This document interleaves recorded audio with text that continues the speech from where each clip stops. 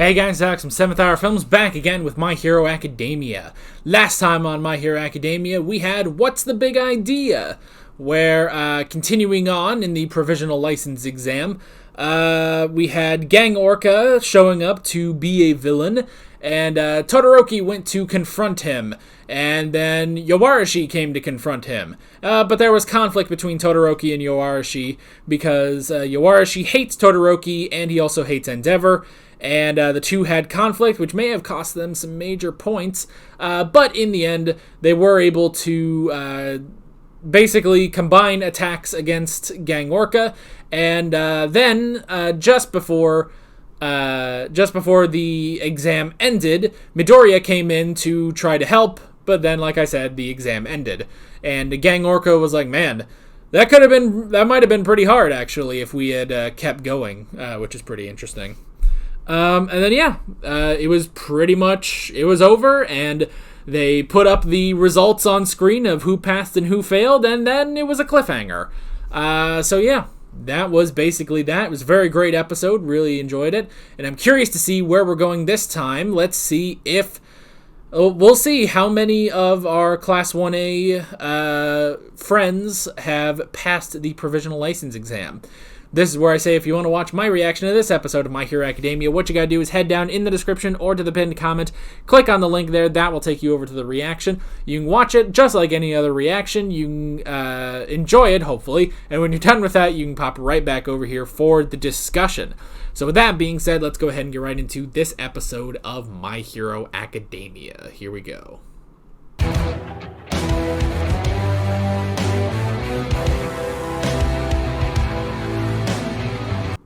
Oh boy, oh boy. Oh, they're going to settle things once and for all. I think I know what's coming. I don't think this is going to be settled by words alone. Especially when Bakugo is involved. But, oh man, this is it. I mean, it's interesting that, he says, like, oh, this is what I get for... ignoring what All Might said. It's like, that was so long ago, man. That was season 1. That was season 1. That was so long ago. But I like that came back. I like that that's back. Man, oh man, so many things. So many things in this episode. That's crazy. This is so crazy. And yeah, I think things are about to go down between Deku and Kacchan. Oh, God almighty. I mean, what can Midoriya do? It's like All Might said, don't tell anyone. But at the same time, first off, obviously Bakugo's already figured it out, so he might as well. But at the same time, I mean, All Might does have people that understand what One for All is, between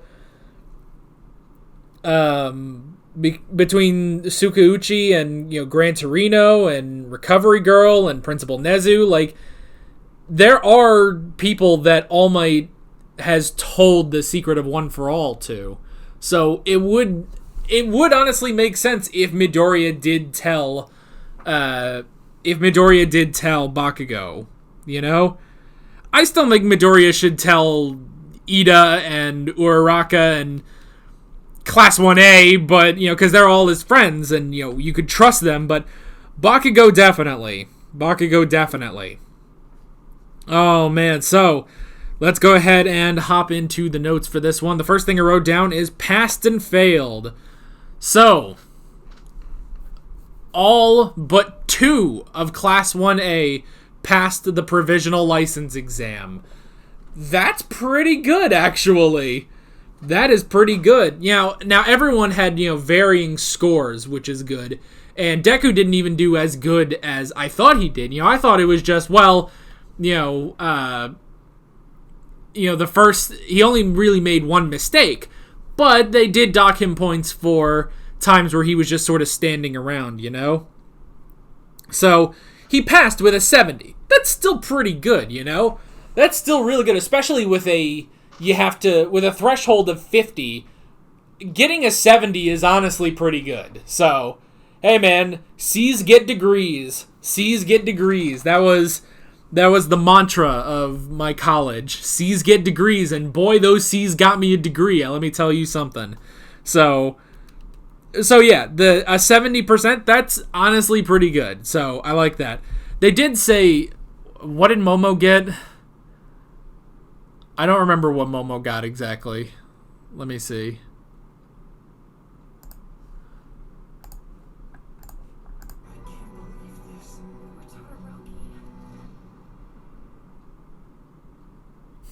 So, next we'll give you the printouts of your results. They include a breakdown of your scores, so you'll know exactly what areas you need to improve going forward. Hiroshima? Thank you, sir. Hand it over, I want to see. Maybe you should focus on you? Well, come on, how'd you do? Give me a chance to look and I'll tell you. We lopped off points when you did something wrong. Fall below 50 and you were done. These demerits are itemized on your result forms, as you'll see, so I'd look at them. 61 points? I barely made it. Well, I got 84. Look at that, guys. It turns out I'm actually kind of great at this stuff. Wait, Momo, you got 94 points? Momo got 94. Of course she did. She is the best ever. God, I love her so much. But yeah, she got 94 points. That is actually very impressive. But I mean, she took charge, you know? It makes me curious, like, what were the 6 points she lost? But, oh, that was incredible. Good job, girl. I love her so much. Anyway. But yeah, so, only two people in Class 1A failed. Pretty good, of course, you know. Ojiro, you know, he got 61 points. That's still 11 points higher than... That's still 11 points more than, you know, the minimum. So, hey, that's pretty good, honestly. So yeah, that was really interesting, but yeah. Now, Bakugo I did not expect. I did not expect Bakugo to fail. Honestly, because, you know, they had the whole thing of, you know, well, he did figure out that those two people, like, they were low injury, low priority, and they even acknowledged that. But I bet you what dropped his points was his attitude. Which, that's the thing, is that his attitude, this is where that attitude basically comes up and bites him in the ass, you know? I mean, it's because of his attitude that the League of Villains kidnapped him, because they wanted to recruit him, because he acts the way he does, you know? Best Jeanist tried his damnedest to help him, but it just didn't work, you know? It's just not... That attitude will cost him. Now, granted, with the, honestly, the remedial course, basically, the special course, they will all get licenses, which is good.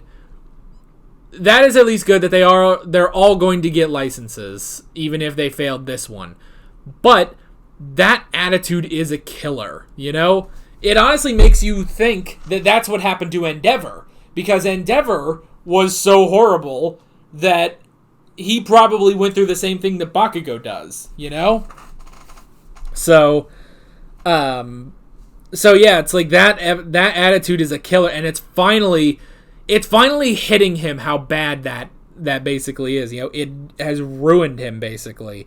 But he does have another chance. He does have an opportunity to get his provisional license, but it's going to take 3 months, you know? Okay. So yeah, that's pretty crazy. And then Todoroki and Yowarashi failed, which is also pretty crazy. You know, I like Mineta being like, you know, the hierarchy is collapsing. It's like, yeah, the 2 top students of Class 1A failed, but they blew it. They honestly blew it. But I do like Yowarashi coming over and apologizing, like, look, it's my fault that you failed. And Todoroki being like, no, I have a lot of blame in this too, man. Like, it's not just you. It's partly him, yes, but it's partly Todoroki as well. Both of them are to blame for them failing, you know? So, but I do like that. Yowarashi being the honorable one and coming in and being like, hey, I'm so sorry that I did this, you know? So that was really cool. Although I do like, at the end, when Yowarishi is like, hey, I can't wait to see you in class. By the way, I still don't like you, but we can work with that, right? And Todoroki's like, yeah, we'll work on that, Which makes sense, honestly, that it's not just a full, it's not just a full reversal for Yowarishi. Like, he still doesn't like Todoroki, but now he wants to get better, basically, So that was really cool. And yeah, we have provisional licenses. Isn't that so cool? It is odd, though, that the picture for their license is not in their hero suit. I would think that it would be in their hero suit, but whatever. Still works. Still works, honestly. But yeah, they have their licenses. That was so cool seeing that and seeing, Deku written on it. And then I like what they say with, with the hole that, the vacuum basically that All Might has left. Villains are going to start becoming more bold, and basically everyone here that has a provisional license, basically they are now going to be the front lines, and they need to fill the gap that All Might leaves. Which is such an interesting, thing to think about, that All Might was one man and he left such a vacuum that probably thousands of heroes need to now fill. That just shows you how amazing All Might was, I just love the talk of successors in this episode. So yeah, honestly, it's like, who's the successor? Yes, Midoriya is the successor to All Might, but honestly, everyone, collectively are successors to All Might. So I like that. And then yeah, we have basically the remedial course, so that those who failed will still be able to get a license. I do like that. That was really, really cool. So that's good that everyone here, they weeded out from 1,500 people. They weeded out all the riffraff and got 100 solid people. They want to keep all 100 of those people. So those that failed, they just need to do, they need to do more. They need to get better, and these classes will help. Okay, plot twist of all plot twists, that was Toga. Who, Himiko Toga, who was actually Kami. So, where the hell is Kami? So, and okay, new question, because, okay, now some of you, I'm now getting conflicting reports on Kami's age. Someone said that she was 18. Some of you are saying she was not 18, but she is older in the manga.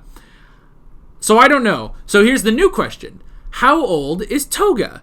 Because even if that was, she was disguised, basically, even if she was disguised as Kami, she was still nude.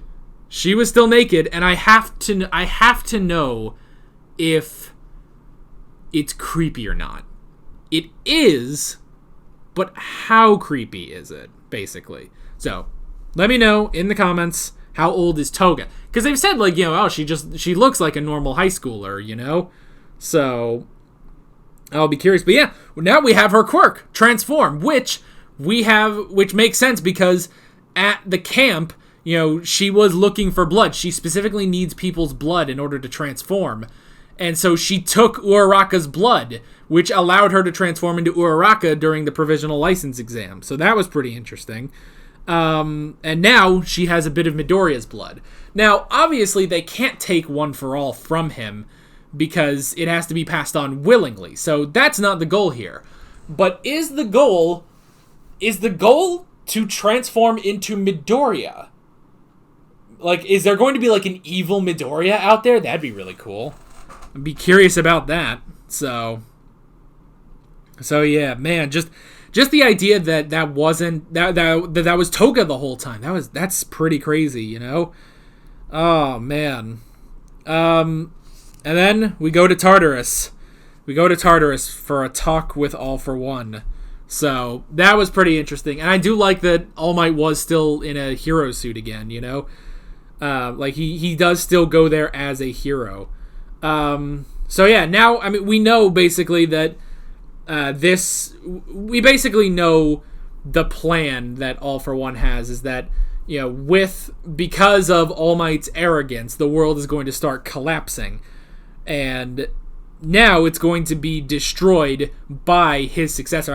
I just love the talk of successors here because, while we have the talk of, Midoriya and this entire group of students, they are the successors to All Might.